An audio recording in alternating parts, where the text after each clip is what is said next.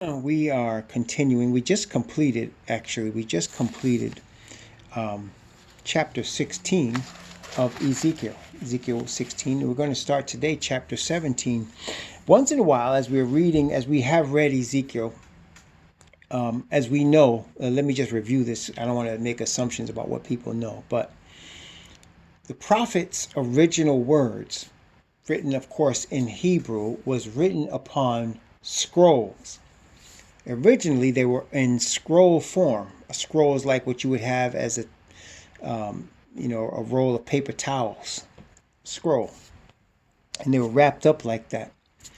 And when archaeologists and Bible scholars and people of religions found these scrolls, they placed them together because the scrolls were generally found in one place, and they were generally, from a Jeremiah or from an Ezekiel in this case, and they were scrolls. And sometimes, each scroll might be a message or a series of messages. So as people like William Tyndale, who was a former Catholic priest, when they were putting together what we have now as the King James Version, and they were doing that in the 16th century, when they did that, they would order the scrolls. They would place them in order. Now, not always the order was, perfect. As we can see, as we study some scripture, for example, we found Revelation 13 actually comes after Revelation 17 and so on and so forth. Or when we read Daniel, and we can see the events that took place in Daniel 5 happened after the events that took place in Daniel 7 and Daniel 8.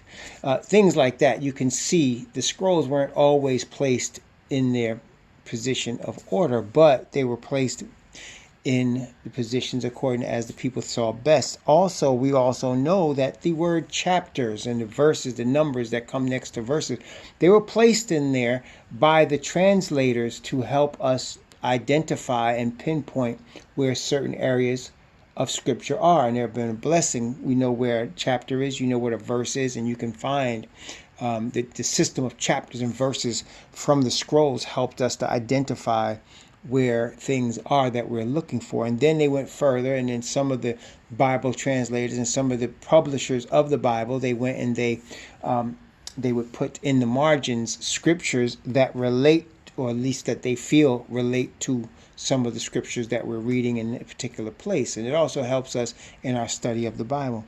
Well, some of the scrolls, I won't go too far, but some of the scrolls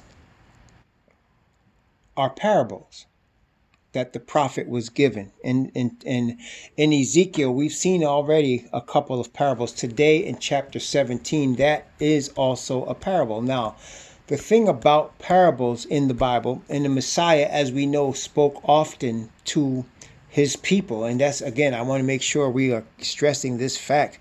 When the Messiah, who the man that the Christians call Jesus Christ, that the King James Version actually reads as Jesus Christ, the man that we know, Messiah Yahushua, the Hebrew Israelite Messiah, he spoke often in parables, and he was only speaking to Israelites. In the Gospels, many people don't understand that. But the truth is, Messiah was born in the land of Judea. He dwelled in the land of Judea, very rarely venturing outside of that land. And all of his words were spoken to his brothers and sisters of the nation of Israel. He wasn't speaking to Gentiles, but everything he spoke was to his brothers and sisters of the nation of Israel. Only a couple of occasions did you see him even speaking to a Gentile. Like he spoke to the woman that came with her daughter that he called a dog, that her daughter was demon possessed. He spoke to the Roman centurion. Very few instances, though, you could probably count them on one hand, that he actually spoke to a Gentile. The Bible records him speaking to Israelites.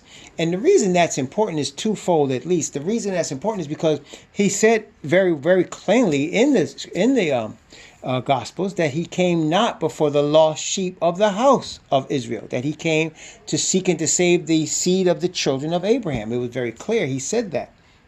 And so when he's speaking in there, his second reason is so important is because when people talk about the world, or, God so loved the world, we have to understand he's talking to the world of Israel. He's talking to Israelites. He's talking to people that are scattered abroad, because if you recall, as a result of the Babylonian captivity, as a result of the many wars and what happened with the in between the testaments, in terms of the Maccabees and things of that nature. A lot of and then the Greeks and the Romans, our people were scattered even from that time. And you can see even at that time when people, in fact, the day of Pentecost, the Bible says that they were the Yahudim, or the people of the southern kingdom, were coming from all over the earth. They come from all over the earth, and they all heard the word of Messiah spoken in the tongue of the countries they were dwelling in. We saw also that the brother that held the cross for Mashiach Yahushua was from Africa. He had come to worship. We saw also that Candace, the queen's treasurer, the eunuch, he was Ethiopian. And so it wasn't unusual, because our people had been, even at that time, scattered throughout the earth. And so the Messiah spoke to them in parables. And oftentimes we see in the prophets parables. Now the thing about the parable, okay, that most people overlook. And again, I'm giving you what the Spirit of the Father has given me. If somebody has something to add to it and the Father give it to them, fine. I'm only sharing what the Father has given me. With regard to the parables, generally speaking, either in the beginning of the telling of the parable or at the end of the telling of the parable is the point of the parable. Everybody heard what I just said? So when you're reading a parable, if you want to understand what it's really about, either look at the beginning of the parable or the end of the parable, because in those two, one of those two, generally it's the end, it will tell you what the point of the parable really is. Because a lot of people get confused with the parables because they try to make them into real stories, or they try to take doctrines from them. And that's fine in some sense, but really, first thing I think would make sense is to understand what the very point of the parable is. Then you will understand what the parable giver, whether it's Messiah or a prophet, is trying to say. So, for example, in the parable of Lazarus and the rich man, let's take a look at that in the book of Luke. The parable of Lazarus and the rich man. You recall the parable, in the parable of Lazarus and the rich man. Let me see if I can find it here. In the parable of Lazarus and the rich man, Lazarus is poor. He's got sores all over him, and he is have dogs licking the sores. And the rich man is living in a house. He's living well. The Bible actually says he fared sumptuously every day. He was living large, like we would say today. He was living large, right? This is Luke chapter 16. But the point, and then it talks about Lazarus going into Abraham's bosom, and then they speaking between the dead man that was rich and Lazarus and Abraham speaking. But the point of the parable is at the end of the parable. Notice the end of the parable. From verse in Luke chapter 16, from verse 27 to verse 31. Luke 16, verse 27 to 31. Notice what it says. Then he said, I pray thee therefore, Father, that thou wouldest send him to my father's house, for I have 5 brethren, that he may testify unto them, lest they also come into this place of torment. Abraham said unto him, They have Moses and the prophets. Let them hear them. He said, Nay, Father Abraham, but if one went unto them from the dead, they will repent. And he said unto them, If they hear not Moses and the prophets, neither will they be persuaded, though one rose from the dead. So this is the point. The word should be enough according to the Father, according to the Father's messenger, in this case, Messiah himself. The word should be enough. He said, if they don't hear the words from the Creator spoken through this written word, They're not going to believe even if someone raised from the dead, which of course Messiah did, which of course he raised Lazarus from the dead, and they still didn't believe. So he's obviously telling the truth. So if you don't hear what the scriptures are saying, you will not hear from any miracle, no matter what it is. And I know that's hard. That's hard for the people to understand, but that's the purpose of this parable. Though you might see somebody raised from the dead and come back and tell you things, if you don't read the word and believe what the word says, you will not believe anything else. And so the Father has given us word. Now that's the point of that parable. Okay, that's the point of that parable. Every parable has a point. And in every parable, usually at the end, he will give the point of the parable. Okay, so here in Ezekiel chapter 17, he is giving a parable. Now, before we read the parable, I just want to read a couple of other scriptures, just two other ones actually, just two other scriptures. First, Jeremiah chapter 29. Jeremiah chapter 29. Let us look at Jeremiah chapter 29. And I want to read, this is a kind of a backing into Ezekiel 17's parable. But Jeremiah chapter 29, I want to read 29. It's a prophecy from verse 1 down to verse 15, from verse 1 down to verse 14. Jeremiah chapter 29 from verse 1 to verse 14. This is a warning given from the prophet to the Israelite people right before the destruction of their city. Notice again, now these are the words of the letter that Jeremiah the prophet sent from Jerusalem unto the residue of the elders which were carried away captives, and to the priests, and to the prophets, and to all the people whom Nebuchadnezzar had carried away captive from Jerusalem to Babylon. After that, Jeconiah, the king and the queen, and the eunuchs, the princes of Judah and Jerusalem, and the carpenters and the smiths were departed from Jerusalem. By the hand of Elisha, the son of Shaphan of Gamaliel, the son of Hilkiah, whom Zedekiah the king of Judah sent to Babylon to Nebuchadnezzar, king of Babylon, saying, Thus saith Yahweh of hosts, the Most High of Yashar'ah, unto all that are carried away captives, whom I have caused to be carried away from Jerusalem unto Babylon. Build ye houses, and dwell in them, and plant vineyards, and eat the fruit of them. Take ye wives, and beget sons and daughters. Take wives for your sons, and give your daughters to husbands, that they may bear sons and daughters, that ye may be increased there, and not diminished. And seek the peace of the city whither I have caused you to be carried away captives, and pray unto Yahweh for it. For in the peace thereof shall ye have peace. For thus saith the Most High Yahweh of hosts, the Most High of Yashar'ah, let not your prophets and your diviners that be in the midst of you deceive you, neither hearken to your dreams which ye cause them to be dreamed. For they prophesy falsely unto you in my name. I have not sent them, saith Yahweh. For thus saith Yahweh, that after 70 years be accomplished at Babylon, I will visit you, and perform my good word toward you, in causing you to return to this place. For I know the thoughts that I think toward you, saith Yahweh, thoughts of peace and not of evil, to give you an expected end. Then ye shall call upon me, and ye shall go and pray unto me, and I will hearken unto you. And ye shall seek me and find me, when ye shall search for me with all your heart. And I will be found of you, saith Yahweh, and I will turn away your captivity, and I will gather you from all the nations and from all the places whither I have driven you, saith Yahweh. And I will bring you again into this place whence I caused you to be carried away captive. So we can see here the warning was given. They were already some people taken away from the city, and Jeremiah was sent a message to them saying, you're going to be there for a minute. Don't think you're coming right back to the city. I'm not going to turn your captivity. You're going to be there for a minute, 70 years. And so, live life there, build houses there, get married, have children that you don't diminish as a people. Now, he's not telling them to marry Babylonians, by the way. He's telling them to marry each other. But he's saying, get married there, have children there. You're going to be there for a minute. He said, but after a while, you're going to call upon me and pray to me. I'm going to hear you and I'm going to deliver you. But while you're there, seek the peace of the place for your own sakes.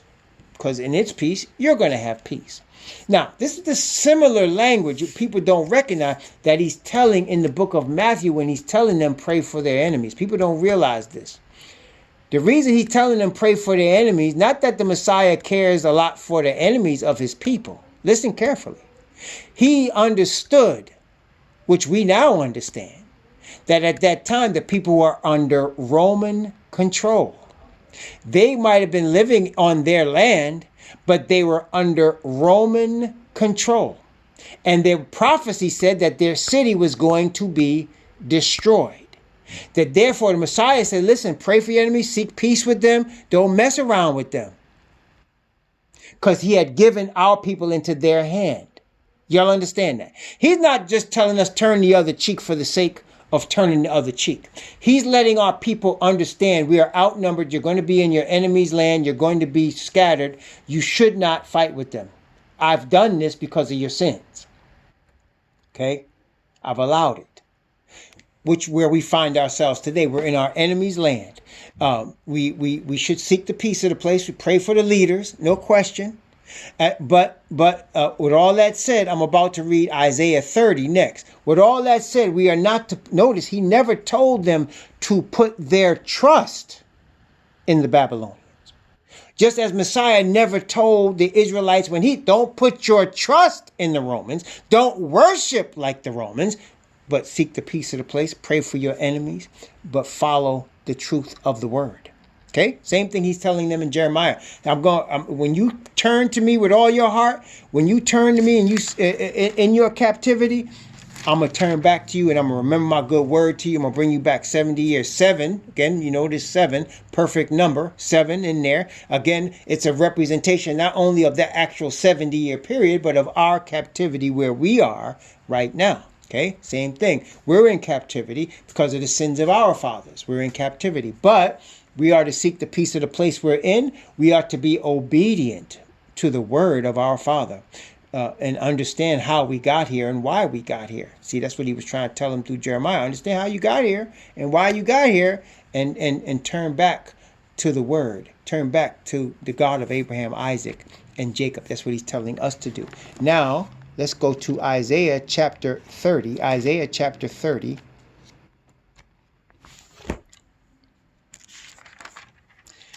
Isaiah chapter 30, we're going to read from verse 1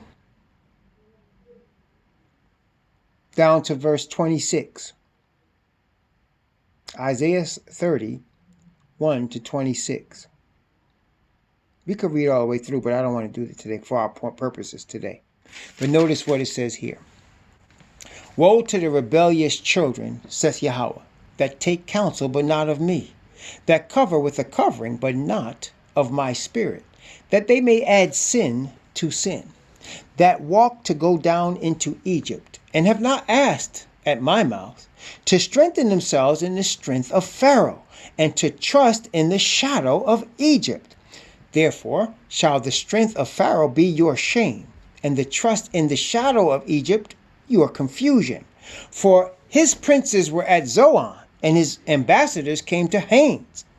They were all ashamed of a people that could not profit them, nor be in help, nor profit, but a shame and also a reproach. The burden of the beasts of the south into the land of trouble, and anguish from whence come the young and the old lion, the viper and fiery flying serpent. They will carry their riches upon the shoulders of the young asses, and their treasures upon the bunches of camels, to a people that shall not profit them. For the Egyptians shall help in vain, and to no purpose. Therefore have I cried concerning this. Their strength is to sit still. Now go, write it before them in a table, and note it in a book, that it may be for the time to come forever and ever, that this is a rebellious people, lying children, children that will not hear the law of Yahweh, which say to the seers, see not, and to the prophets, prophesy not unto us right things, speak unto us smooth things, prophesy deceits. Get you out of the way, turn aside out of the path, cause the Holy One of Yasha'al to cease from before us. Wherefore, thus saith the Holy One of Yasha'al, because ye despise this word, and trust in oppression and perverseness, and stay thereon. Therefore, this iniquity shall be to you as a breach ready to fall, swelling out in a high wall, whose breaking cometh suddenly at an instant. He shall break it as the breaking of the potter's vessel that is broken in pieces. He shall not spare, so that there shall not be found in the bursting of it a sherd to take fire from the hearth, or to take water withal out of the pit. For thus saith the Most High Yahweh, the Holy One of Yasha'al, in returning and rest shall ye be saved. In quietness and in confidence shall be your strength, and ye would not. But ye said, No, for we will flee upon horses. Therefore ye shall ye flee. We will ride upon the swift. Therefore shall they that pursue you be swift. 1,000 shall flee at the rebuke of 1,000 shall flee at the rebuke of 1. At the rebuke of 5 shall ye flee, till ye be left as a beacon upon the top of a mountain, as an ensign on an hill. Therefore will Yahweh wait, that he may be gracious unto you. Therefore will he be exalted, that he may have mercy upon you. For Yahweh is a God of judgment. Blessed are all they that wait for him. For the people shall dwell in Zion at Jerusalem. Thou shalt weep no more. He will be very gracious unto thee at the voice of thy cry. When he shall hear it, he will answer thee. And though Yahweh give you the bread of adversity and the water of affliction, yet shall not thy teachers be removed into a corner any more. But thine eyes shall see thine teachers, and thine ears shall hear a word behind thee, saying, This is the way, walk ye in it, when you turn to the right hand, and when you turn to the left. And ye shall defile also the covering of thy graving images of silver, and ornament of thy molten images of gold. Thou shalt cast them away as a menstruous cloth. Thou shalt say unto it, Get thee hence. Then shall he give the rain of thy seed, that thou shalt sow the ground withal, and the bread of the increase of the earth, and it shall be fat and plenteous. In that day shall thy cattle feed in large pastures. The oxen likewise, and the young asses that ear the ground shall eat clean provender, which shall be winnowed with the shovel and with the fan. And there shall be upon every high mountain and upon every high hills rivers and streams of waters in the day of the great slaughter, when the towers fall. Moreover, the light of the moon shall be as the light of the sun, and the light of the sun shall be sevenfold as the light of 7 days, in the day that Yahweh bindeth up the breach of his people and healeth the stroke of their wound. Praise the Most High. So here in Isaiah 30, he's rebuking the people for putting their trust in Egypt. You see, we, that is Israelites, have a long history with Egypt, with Mizraim. We have a long history, don't we? I mean, our father Abraham went down there, right? And we know that Jacob and his sons went down there.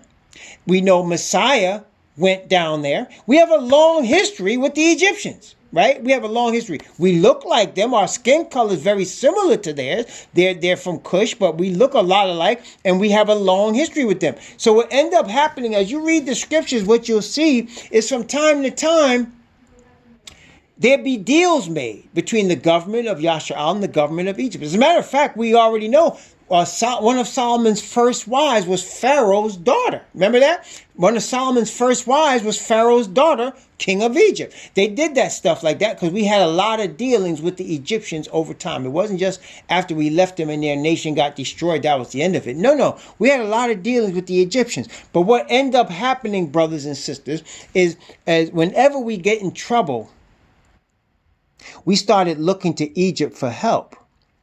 And that was an offense to the Most High. See, we are his chosen people, his chosen nation. And although we were captive in Egypt, just like we were captive in Babylon, although he blessed Egypt when Joseph was there, and he blessed Babylon when our people was there, and he blesses the United States now because of our people being here. I need y'all to know that. Although that's the case, that doesn't mean we're supposed to be Babylonians, Egyptians, or Americans. Testing 1, 2, 3.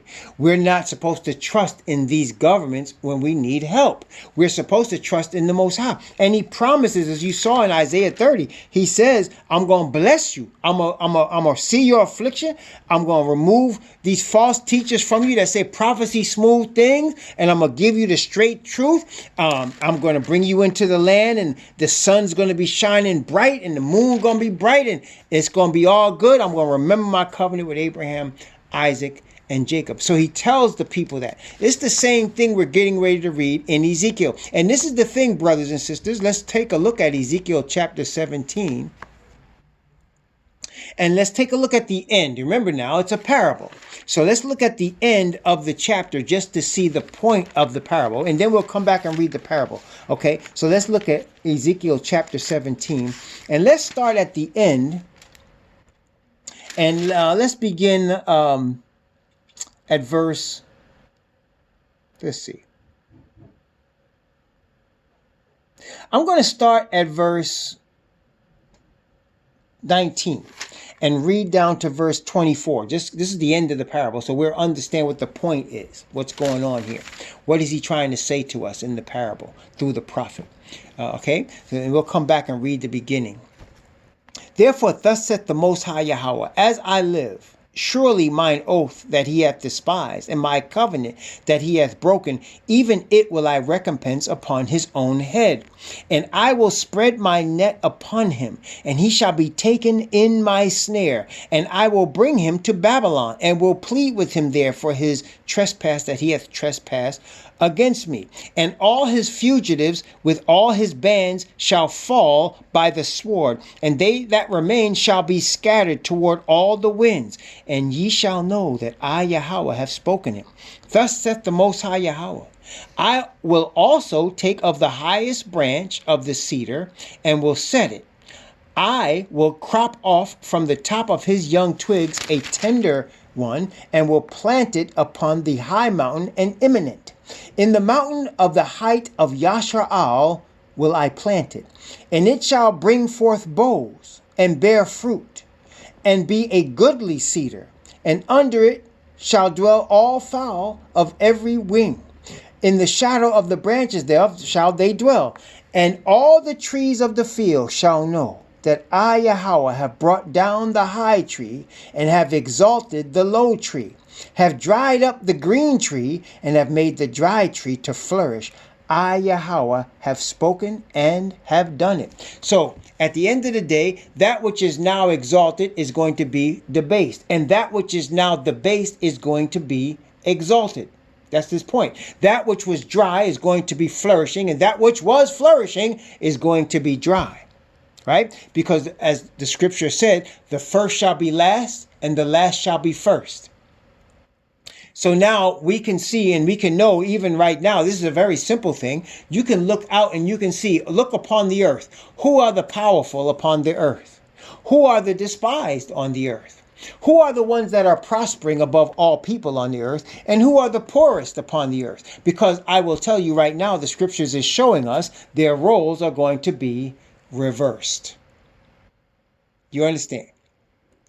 The positions are going to be reversed. Okay? That's what's going to happen. He's going to bring down that which was high, and he's going to uplift that which was low.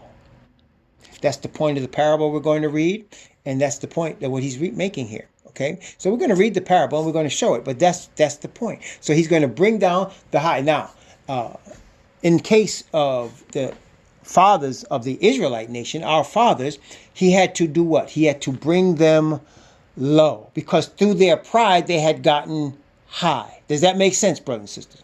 They had brought themselves high in their pride, and he had to bring them low. Okay? So now we've been brought low. And above us are Gentiles, quote unquote, Babylon. Babylon is above us. Right? They rule over us. We're in our enemy's land. We are in our enemy's land and in our enemy's Eurocentric system. That's where we are. And so now we can know right now that the roles are going to be again reversed. We're going to be exalted, and the people that are now exalted are going to be cast down. And this time our exaltation is going to be eternal. Why? Because it's prophesied, because we're his chosen people, and because the heathen are the ones that are oppressing us. And so the heathen are going to get cast down, and we're going to be exalted. Praise the Most High Yah. So everything's going to be turned around from what it is now. And so this parable that we're going to read is about trees and branches, and you might get a little confused, but I wanted to give you the end part so that you understand what it's all about. Okay, so let's take a look. Ezekiel chapter 17, we're going to begin at verse 1 and go down to verse 8. Ezekiel 17, verse 1 to verse 8. And the word of Yahweh came unto me, saying, Son of man, put forth a riddle, and speak a parable unto the house of Yasharal. So he's telling them it's a riddle, it's a parable. And say, Thus saith the Most High Yahweh, a great eagle with great wings, long-winged, full of feathers, which had divers colors, came unto Lebanon, and took the highest branch of the cedar. He cropped off the top of the young twigs, and carried it into a land of traffic. He set it in a city of merchants. He took also of the seed of the land, and planted it in a fruitful field. He placed it by great waters, and set it as a willow tree. And it grew, and became a spreading vine of low stature, whose branches were turned toward him, and the roots thereof were under him. So it became a vine, and brought forth branches, and set forth sprigs. There was also another great eagle, with great wings, and many feathers. And behold, this vine did bend her roots toward him, and shot forth her branches toward him, that he might water it by the furrows of her plantation. It was planted in a good soil by great waters, that it might bring forth branches, and that it might bear fruit, that it might be a goodly vine. Okay, so we see a tree planted, and it's planted by a great eagle, and it brings forth goodly vines. Verse 9 through 12. Say thou, Thus saith the Most High Yahweh, shall it prosper? Shall he not pull up the roots thereof, and cut off the fruit thereof, that it wither? It shall wither in all the leaves of her spring, even without great power or many people to pluck it up by the roots thereof. Yea, behold, being planted, shall it prosper? Shall it not utterly wither when the east wind toucheth it? It shall wither in the furrows where it grew. Moreover, the word of Yahweh came unto me, saying, Say now to the rebellious house, Know ye not what these things mean? Tell them, Behold, the king of Babylon is come to Jerusalem, and have taken the king thereof and the princes thereof, and led them with him to Babylon. Okay, so he's saying this eagle represents the king of Babylon that came and took captives of the rebellious house, which is our people. We're the rebellious house. Verse 13 down to verse 17. And have taken of the king's seed, and made a covenant with him, and have taken an oath of him. He hath also taken the mighty of the land, that the kingdom might be base, that it might not lift itself up, but that by keeping of his covenant it might stand. But he rebelled against him, sending his ambassadors into Egypt, that they might give him horses and much people. Shall he prosper? Shall he escape that doth such things? Or shall he break the covenant and be delivered? As I live, saith the Most High Yahweh, surely in this place where the king dwelleth, that made him king, whose oath he despised, and whose covenant he brake, even with him in the midst of Babylon shall he die. Neither shall Pharaoh with his army and great company make for him in the war by casting up mounts and building forts to cut off many persons. So they were captives, but they remained mostly in their own land. He let them stay there, that is the king of Babylon. And he gave them, made them swear that they would not rebel against him, but that they would do as he said and they would be able to stay in their land. That was the agreement they had. But as soon as he went back to Babylon, they sent to Egypt to ask for an army to fight against him and to overthrow Babylon. But this was not going to prosper. And why? Because it was of the Most High that Babylon took them into captivity. It was the Most High's will that that be done because of their sins, which was outlined previously, against him. Just so, brothers and sisters, in the United States of America, listen carefully, any persons that talk about a revolution, that talk about an armed revolt, you can know right now, it's going to be destroyed. It cannot work. We are here for a reason. We are not here to take up arms to fight against the United States government. We are here because our fathers worshipped other gods and sinned against our Creator. We will be redeemed and this system will be destroyed by that same Creator as we turn back to Him. We cannot trust in Smith & Wesson for our deliverance. Okay? There are some Israelites that are trying to speak about armed rebellion, but that's not going to happen. I know Jeremiah 51 talks about an armed uprising, but it is not a rebellion against this government. It is when they come to attack us as we're in the city, when we defend our land and we destroy them. That's what that's going to be. But right now, our fathers tried to go to Egypt for help. See, brothers and sisters, the Bible clearly tells us in many different ways and in many different places, don't trust in man. Put your trust in the Creator. Don't trust in man. Man is going to fail you. He says, don't trust in flesh. Flesh will fail you. Cease ye from man, he says, whose breath is in his nostrils. Don't trust in what men tell you. Trust in the Father, in his word, in his spirit. Put your trust there, because our fathers here, they put their trust in Pharaoh. See, we have been to Pharaoh many times, and here they went to Pharaoh again, trying to get help against Babylon, when it was their sins that caused Babylon to overtake them in the first place. And so now they're going to trust in Egypt, and the Most High is rebuking them. And it's not just here he rebukes them. He rebukes them in Isaiah and rebukes them in Jeremiah as well for trying to trust in Egypt. Egypt cannot help you when the Most High is punishing you. And Egypt will not deliver you when it's time for deliverance. Only the Most High himself will deliver, as he has shown us in his word. So now we have read down to verse 17. Let's continue now what we read already from verse 18 down to verse 24. Ezekiel chapter 17 from verse 18 down to verse 24. Seeing he despised the oath by breaking the covenant. That is the covenant they made with Babylon.